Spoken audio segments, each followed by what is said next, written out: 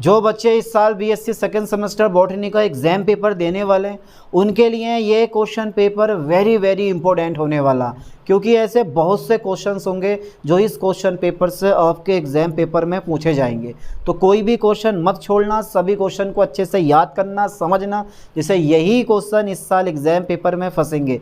Paper का नाम है ऑर्गेगोनिएट्स एंड प्लांट आर्किटेक्चर। चलिए देख लेते हैं इस क्वेश्चन पेपर में कौन कौन से और कैसे कैसे क्वेश्चन पूछे गए हैं। टोटल 50 क्वेश्चन हैं और सब के सब आपको करने हैं। तो सीधे क्वेश्चन फर्स्ट की तरफ बढ़ते हैं। क्वेश्चन फर्स्ट है, भूगर्भिक काल को परिभाषित एवं पहचानने के लिए प्रयुक्त जीवाश्म कहलाते हैं। जिन बच्चों को हिंदी में पढ़ना है वो हिंदी में पढ़ो और जिन बच्चों को इंग्लिश में पढ़ना है वो इंग्लिश में पढ़ लो, ठीक है। तो क्वेश्चन फर्स्ट जरा प्यार के साथ पढ़ो, वेरी वेरी इंपॉर्टेंट क्वेश्चन है। भूगर्भिक काल को परिभाषित एवं पहचानने के लिए प्रयुक्त जीवाश्म कहलाते हैं।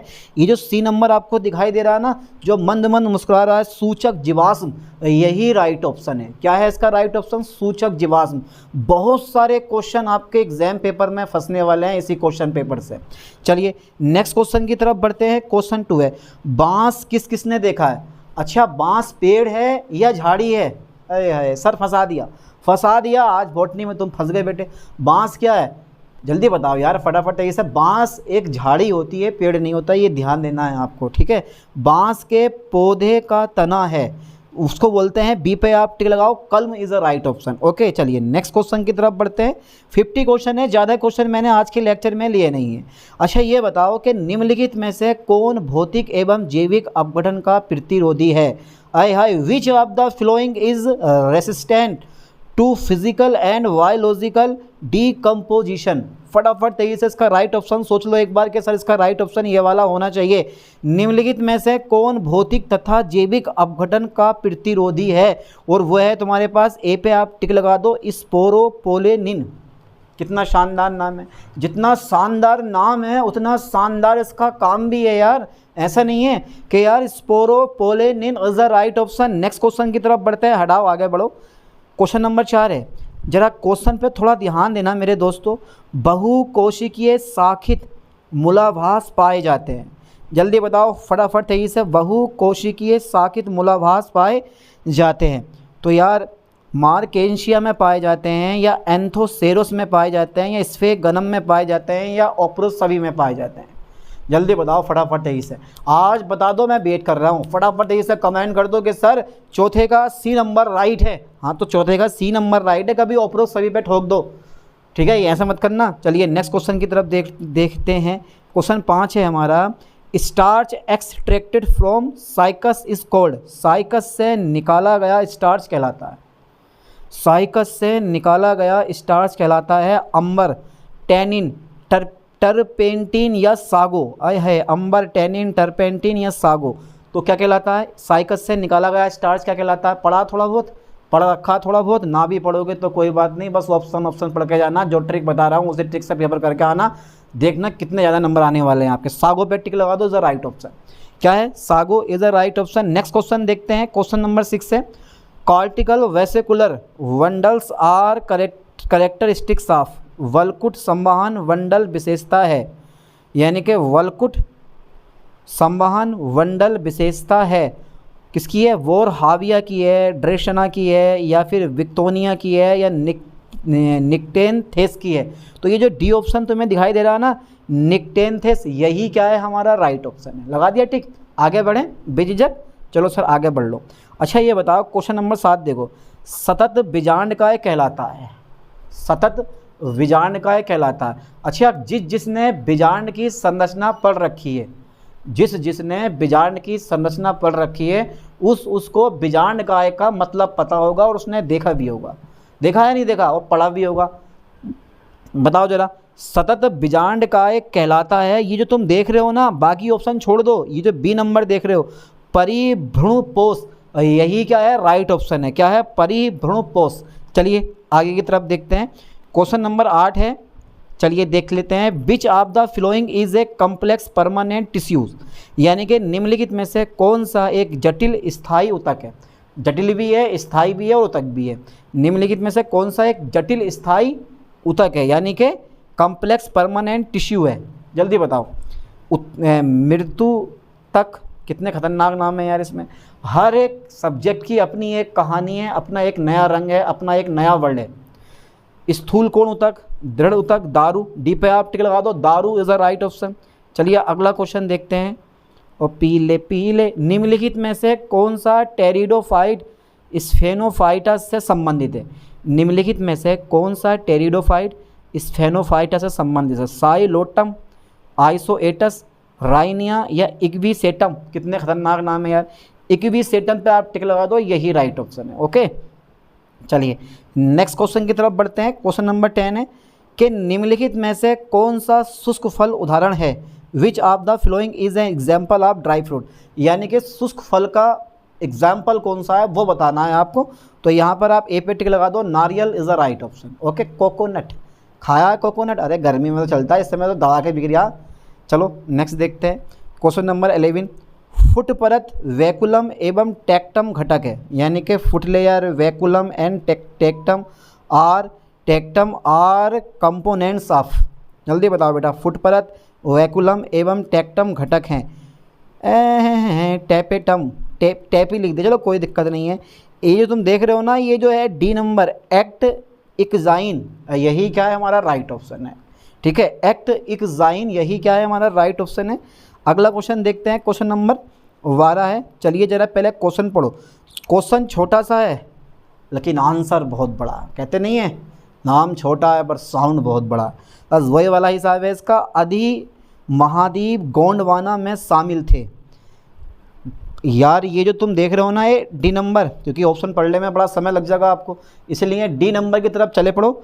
दक्षिण America, Africa, Bharat, Australia, Antarctica, यही D number is the right option है। ओके, चलिए नेक्स्ट देखते हैं। क्वेश्चन नंबर देखते हैं 13। ओके, चलिए पहले क्वेश्चन पढ़ो। देखो ब्रायोफाइट जो तुम देख रहे हो ना, ये ब्रायोफाइट, जिन बच्चों के एग्जाम पेपर में 100 क्वेश्चन आते हैं, कम से कम 20 क्वेश्चन ब्रायोफाइट के आने वाले हैं। 20 भी ना आएंगे तो 10 से 15 क्वेश्चन जो है ना, वो ब्रायोफाइट के एग्जाम पेपर में रखे हुए मिलेंगे, किसी भी यूनिवर्सिटी के क्यों ना हो। और जिनका एग्जाम पेपर 75 मार्क्स का होने वाला है, उनमें जो है ब्रायोफाइट के 8-10 क्वेश्चन पक्का मिलने वाले हैं। तो ब्रायोफाइट एक को अच्छे तरह से पढ़ लेना, ताकि जो है जितने भी क्वेश्चन ब्रायोफाइट का आए वो सबके सब आप कर दो। ठीक है, चलिए। तो वह ब्रायोफाइट जिसमें वाही स्तर से बीजाणुजन ऊतक विकसित होते हैं, रिक्सिया, मार्केंसिया, एंथोसेरोस या ओप्रोसवी। तो यार इसका राइट ऑप्शन कौन सा है 13 का? फटाफट तेजी से ज़रा मुझे बताना। 13 का सी पे आप टिक लगा दो, Anthoceros is the right option. Okay, चलिए अगला क्वेश्चन देखते हैं भाई। 14 है, पिछाकार संयुक्त पत्तियां किस गण की विशेषता है? साइकेडेल्स की हैं, गिंगोएल्स की हैं, कोनीफेलस की हैं या निटेल्स की हैं? पिछाकार संयुक्त पत्तियां किस गण की विशेषता है? ए पे टिक लगा दो, Cycadales is the right option. Okay, चलिए नेक्स्ट क्वेश्चन देखते हैं। 15वां कि पुंकेसर की वह अवस्था जहां उनके परागकोश जुड़े हुए होते हैं जबकि उनके तंतु स्वतंत्र होते हैं कहलाती हैं। पुंकेसर की वह अवस्था जहां उनके परागकोश जुड़े हुए होते हैं। क्वेश्चन पे जरा थोड़ा ध्यान देना कि पुंकेसर तो जानते हो ना, पुंकेसर में क्या होता है? परागकोश होता है। परागकोश में क्या होते हैं? परागकण होते हैं। परागकण क्या होते हैं? नरयुग्मक होते हैं। ये तो सब पढ़ा है आपको, पढ़ा हुआ है। अरे 12th क्लास में आपने भर भर के पढ़ रखा, भर भर के बिल्कुल।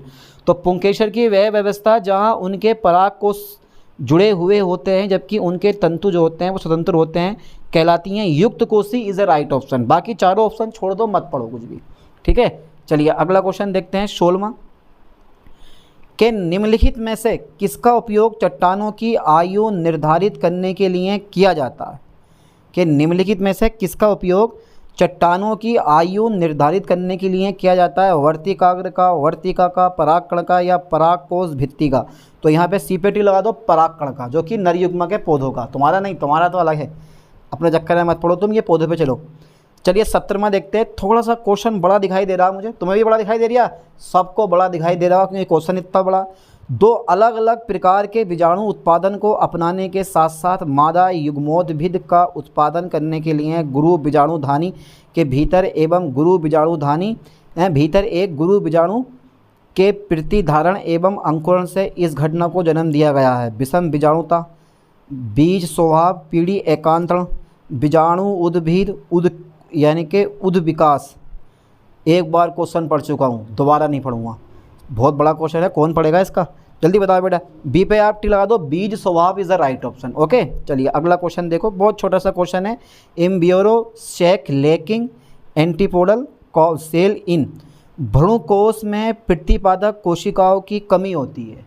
हाय क्या क्वेश्चन है रे, भ्रूणकोश में प्रतिपादक कोशिकाओं की कमी होती है, हैं किसकी कमी होती है यार, कौन सा ऐसा ऑप्शन है जो बिल्कुल सही होगा। भ्रूणकोश में प्रतिपादक कोशिकाओं की कमी होती है, फ्रीटिलेरिया, ओ एनोथेरा, एलियम एडोक्सा। बी पे आप टिक लगा दो, Oenothera is the right option. Okay okay sir आगे बढ़ा दो। क्वेश्चन नंबर 19 देखो, रिटार्ड कोशिकाएं पाई जाती हैं रिक्सिया में, मार्केंसिया में, एंथोसेरोस में, स्फेगनम में। अब ये सी और डी दोनों के दोनों ऑप्शन ऊपर आ गए हैं, क्वेश्चन वाले दोनों के दोनों क्वेश्चन आ गए हैं इनके, लेकिन अभी भी राइट ऑप्शन स्फेगनम पे टिक लगा दो, Sphagnum is a right option. ठीक है, क्या है, Sphagnum is a right option. Okay चलो कोई दिक्कत नहीं है, आगे देखते हैं, आगे देख लेते हैं। वही क्वेश्चन नंबर 20 है कि पंखनुमा वर्तिकाग्र पाया जाता है। बताओ जल्दी फटाफट तेजी से, पंखनुमा वर्तिकाग्र, वर्तिकाग्र तो पता है ना क्या होता है, स्त्री केशर का भाग होता है वर्तिकाग्र, वर्तिका भी।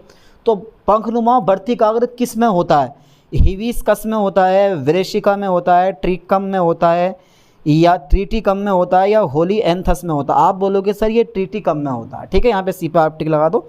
अगला क्वेश्चन देखते हैं 21, थोड़ा सा बड़ा क्वेश्चन, निम्नलिखित में से कौन सा कथन गलत है। एक कथन गलत है, बाकी 3 सही हैं, लेकिन बच्चों को तो मुझे लगा है तीनों के चारों अच्छे लगते हैं। अब चुनना होता है यार कौन सा चुनूं, जिसको पता होता है सही ऑप्शन चुनता है, जिसको नहीं पता होता है दे तुक्का ले तुक्का। तो निम्नलिखित में से कौन सा कथन गलत है, वो है तुम्हारे पास बी पे टिक लगा दो, साइकस के पौधे में मादा शंकु होता है। ये गलत है, साइकस के पौधों में मादा शंकु नहीं होता है, इतना ध्यान देना आप। चलो अगला क्वेश्चन देखते हैं, क्वेश्चन नंबर 22, जोनी ट्रीम, जोनी जोनी यस पापा, जोनी ट्रीम परागकणों में छिद्र मौजूद होते हैं। जोनी यानी कि जोनोट्रीम परागकणों में छिद्र मौजूद होते हैं, दूरस्थ तल में, निकट स्थल में, या दूरस्थ एवं निकट स्थल दोनों में, या मध्य रेखा में। तो यहाँ पे डी पे टिक लगाओ, मध्य रेखा में प्रेजेंट होते हैं। ठीक है, अगला क्वेश्चन देखो जरा 23, अनुपत्र प्रतान पाया जाता है। अनुपत्र प्रतान पाया जाता, अब तुम क्वेश्चन देखो कैसे कैसे और कहाँ से क्वेश्चन इन्होंने उठा के पेपर में डाले, और आपके एग्जाम पेपर में भी ऐसे क्वेश्चन आने वाले हैं, ध्यान देना। बताओ अनुपत्र प्रतान पाया जाता है, आप बोलोगे sir Smilax is a right option. काय में पाया जाता है, स्माइलेक्स में। ठीक है, हो गया यार पक्का, आगे बढ़ूँ, आगे बढ़ा दे, चलो सर बढ़ा दो। लो सर अगला क्वेश्चन देख लेते हैं 24, निम्नलिखित में से कौन सा टेरिडोफाइट विषाणु यानी कि विषम बीजाणु नहीं है। निम्नलिखित में से कौन सा टेरिडोफाइट विषम विषाणु नहीं है, सेलेजिनेला, इग्विसेटम, साल्विनिया, या एजोला। तो यहाँ पर जो राइट ऑप्शन है ना, बी पे टिक लगा दो, इग्विसेटम यही राइट ऑप्शन है। ठीक है, चलो अगला क्वेश्चन देख लेते हैं, क्वेश्चन थोड़े लेंथी रखे गए हैं। 25 देखो, निम्नलिखित में से कौन जड़ रहित आवृतबीजी पौधा है। जड़ रहित, जिसकी जड़ ना हो, ऐसा कोई पौधा जिसकी जड़ ना हो है। तुम्हें तो अब तुमने जितने ही पौधे देखे हैं सबको यही पता है यार, पहले जड़ आती है, जड़ से पौधा ऊपर को निकलता। अब इसमें कहा पूछ रहा है, इसमें पूछ रहा है जड़ रहित आवृतबीजी पौधा है, यूट्रिकुलेरिया, पोडोस्टेमोन, लेमना, या ओप्रोसवी। जल्दी बताओ 25 का राइट ऑप्शन कौन सा होगा।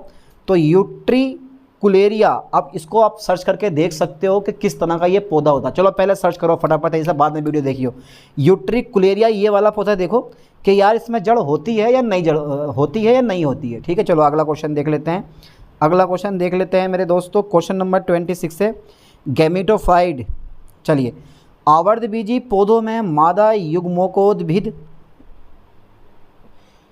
सामान्यता होती है। आवर्तबीजी पौधों में मादा युग्मकोद्भिद सामान्यता होती है, सामान्यता होती है। जो होती है वो होती है, और जो नहीं होती वो भी होती है, जो होती है वो नहीं होती।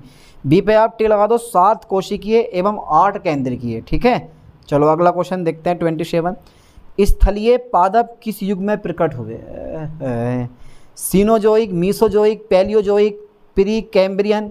जल्दी बताओ स्थलीय पादप किस युग में प्रकट हुए। वेरी वेरी इंपॉर्टेंट क्वेश्चन है, हर एग्जाम पेपर में, हर यूनिवर्सिटी के बॉटनी के एग्जाम पेपर में ये पूछा जाता है। और इसका राइट ऑप्शन सी पे आप टिक लगाओ, पेलियोजोइक। ठीक है, पेलियोजोइक। चलिए अगला क्वेश्चन देखते हैं 28। क्वेश्चन पढ़ो पहले ज़रा, छोटा सा क्वेश्चन है, बड़े प्यार के साथ पढ़ो और राइट ऑप्शन खुद से अपने माइंड में लाने की कोशिश करो।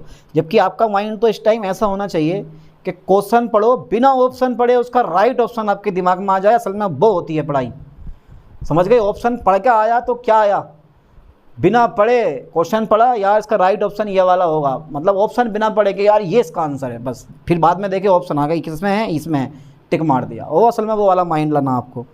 तो ट्यूनिका कॉर्पस सिद्धांत का प्रतिपादन किसने किया था? तो ए पे टिक लगा दो, Smith is a right option. Okay, चलिए अगला क्वेश्चन देखते हैं 29।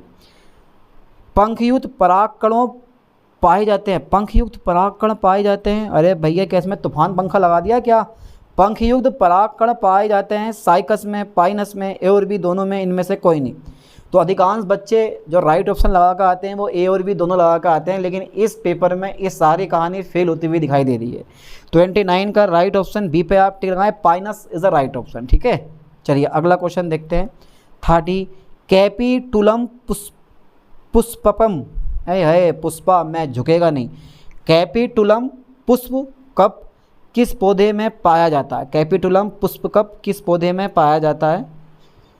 यार किस पौधे में पाया जाता है, बड़ा लंबा, बड़ा जान निकाल दी। एलियम, एस्टर, ओसीमम या ब्रेशिका? हाँ, ये जो एस्टर है ना इसमें पाया जाता है। ठीक है, is the right option.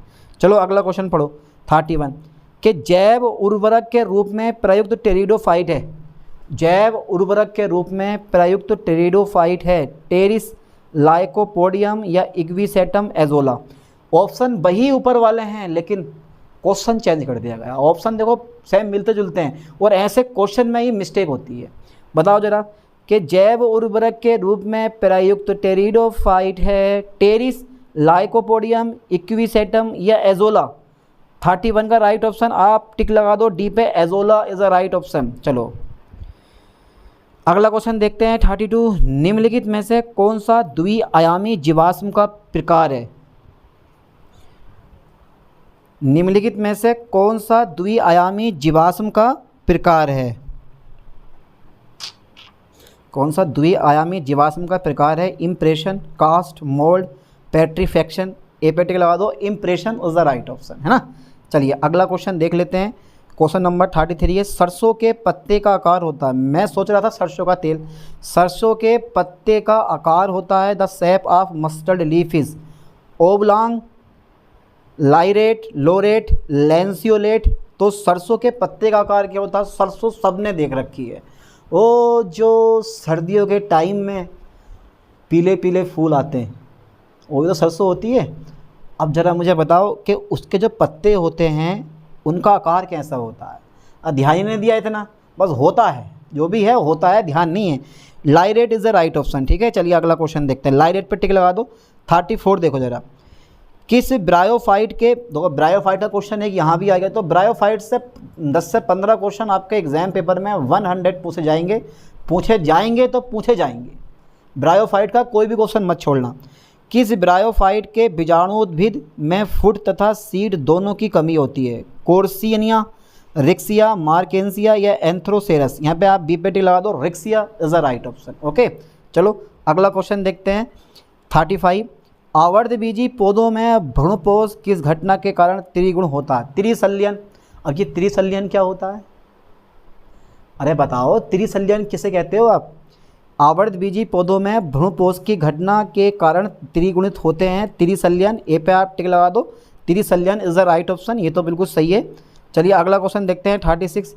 Cycas और लाइकोपोडियम एक दूसरे से इसमें समानता रखते हैं। जितने भी साइकस होते हैं और लाइकोपोडियम होते हैं वो एक दूसरे से समानता रखते हैं। किसके द्वारा? एथा द्वारा, पत्ती के प्रकार द्वारा, बीज के द्वारा या चलायमान शुक्राणु द्वारा। तो मोटाइल स्पर्म द्वारा जो रखते हैं ना, ये एक दूसरे से समानता रखते हैं। ठीक है, चलो कोई नहीं, अगला क्वेश्चन देखो जरा, देखते हैं आज 37 का कौन कौन राइट ऑप्शन बताएगा। निम्नलिखित में से कौन एक जलीय ब्रायोफाइट है? देखो फिर से एक ब्रायोफाइट का क्वेश्चन आ गया। कैद में गुजरी वो उम्र बड़े काम की थी।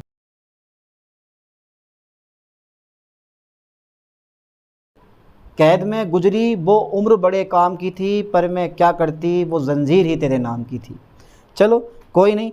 निम्नलिखित में से कौन एक जलीय ब्रायोफाइट है? फटाफट तेजी से बताओ, निम्नलिखित में से कौन एक जलीय ब्रायोफाइट है? 37 का राइट ऑप्शन कौन सा है भाई? जल्दी बताओ। सी पे आप टिक लगा दो। कारा, नाम कितना शानदार है, कारा। चलिए अगला क्वेश्चन देखते हैं 38। अलैंगिक तरीकों द्वारा लैंगिक जनन प्रक्रिया का प्रतिस्थापन की घटना को कहा जाता है? अलैंगिक तरीकों द्वारा लैंगिक जनन प्रक्रिया के प्रतिस्थापन की घटना को क्या कहा जाता है? अलैंगिक तरीकों द्वारा लैंगिक जनन प्रक्रिया के प्रतिस्थापन की घटना को क्या कहा जाता है? बी पे टिक लगाओ। असंग जनन का नाम सुना है आपने? अरे यार तुमने कुछ ना सुना, कुछ ना सुना, सुना भी सब है, पढ़ा भी सब है, पर पता भी कुछ नहीं है। कुकुरबिटस के अंडाशय में पाए जाने वाला बीजांडन्यास है अक्षीय, सीमांत, भित्तीय या फिर मुक्त अक्षीय? तो इसका जो राइट ऑप्शन होगा 39 का कौन सा होना चाहिए भाई? सी पे आप टिक लगा दें, भित्तीय। भित्तीय इज ए राइट ऑप्शन, ठीक है। चलो कोई नहीं। अगला क्वेश्चन देखो 40। निम्नलिखित में से किस अनावृत बीजी के दारू में वाहिकाएँ होती हैं? निम्नलिखित में से किस अनावृत बीजी के दारू में वाहिकाएँ होती हैं? और वाही उपरोक्त सभी एफिड्रा, वेल, बिचिसिया या नीटम, इन सब में होती हैं। डी पे आप टिक लगा दो, ठीक है। चलिए अगला क्वेश्चन देख लेते हैं 41। देखो फिर से आ गया ब्रायोफाइट का क्वेश्चन आ गया। मैंने बोला नहीं 10 से 15 क्वेश्चन मिनिमम होते हैं हर एग्जाम पेपर में, ब्रायोफाइट्स के आते हैं। तो ब्रायोफाइट्स में किस विशेषता को स्थलीय, ठीक है, स्वभाव का अनुकूलन नहीं माना जाता? ये जो प्रकाश संश्लेषण है ना, यही राइट ऑप्शन है। ओके, अनुकूलन नहीं माना जाता, प्रकाश संश्लेषण को अनुकूलन नहीं माना जाता, ठीक है। अगला क्वेश्चन देखो 42। स्तंभीय सिद्धांत किसके द्वारा प्रस्तावित किया गया था? स्तंभीय सिद्धांत किसके द्वारा प्रस्तावित किया गया था? वो किया गया था वॉन टिघम एवं डोलियट द्वारा। किसके द्वारा? वॉन टिघम एवं डोलियट द्वारा प्रस्तावित किया गया था। अगला क्वेश्चन देखते हैं 43। बीरबल की खिचड़ी, अरे ना यार, बीरबल साहनी पुरा वनस्पति विज्ञान संस्थान स्थित है। और लंबा नाम ना दिया, शॉर्ट में देता BSIP कर देता, ये मज़ा आ जाता। फिर तो फुल फॉर्म भी पूछा करता है इसकी। बीरबल साहनी पुरा वनस्पति विज्ञान संस्थान कहाँ स्थित है? वो है लखनऊ में प्रेजेंट है, ठीक है। लखनऊ, अरे जो यूपी में है लखनऊ, यूपी की राजधानी। स्तनधारी युक्त पौधों में शामिल है, स्तनधारी युक्त पौधों में शामिल है, वो है ब्रायोफाइटस एवं टेरिडोफाइटस। अब तुम खुद लगा लो ब्रायोफाइट के कितने क्वेश्चन इन 50 क्वेश्चन में पूछे गए हैं, इसलिए बता रहा हूँ ब्रायोफाइट के सारे क्वेश्चन बहुत अच्छे तरीके से पढ़ने हैं। अगला क्वेश्चन देखो जरा 45। पत्ती तथा तने के अंतराल वाला नालरम कहलाता है? लो, पत्ती तथा तने के अंतराल वाला नालरम कहलाता है, वो कहलाता है नलीरम is the right option. Okay, अगला क्वेश्चन देखते हैं 46। निम्नलिखित में से कौन सा जीवित जीवाश्म है? जीवित जीवाश्म, साइकस जीवित जीवाश्म नहीं है। इक्विसेटम ये भी है, अरे साइकस भी होता है, इक्विसेटम भी होता है, गिंगो भी होता है, ये सब के सब जीवित जीवाश्म होते हैं। यहाँ पे डी पे आप टी लगाओ, उपरोक्त सभी is the right option. Okay, अगला क्वेश्चन देखते हैं। अगला क्वेश्चन देखते हो 47।